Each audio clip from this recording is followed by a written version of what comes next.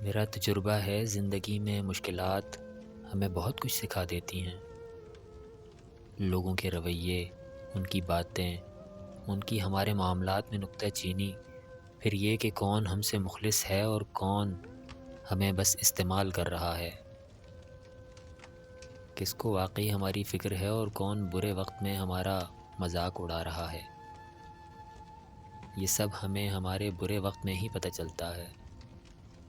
کہنے کو تو سبھی ہمارے ساتھ تعاون کرنے کو تیار رہتے ہیں، لیکن جب مشکل وقت آتا ہے تو بس وہی ہمارے ساتھ ہوتے ہیں جو واقعی ہمارے اپنے ہوتے ہیں۔ یہ محبتیں، یہ پیار، یہ سب بس آپ کے اچھے حالات تک آپ کے ساتھ رہتی ہیں۔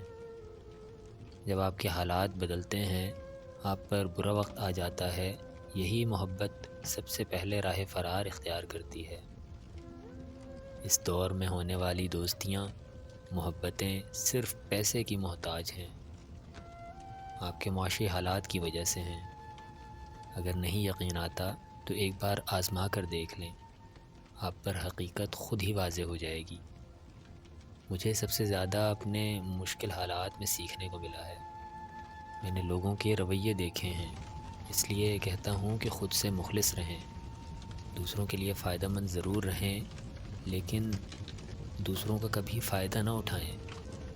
کسی کی مشکلات میں مدد نہیں کر سکتے تو خدا را ان کی مشکلات کی وجہ نہ بنیں۔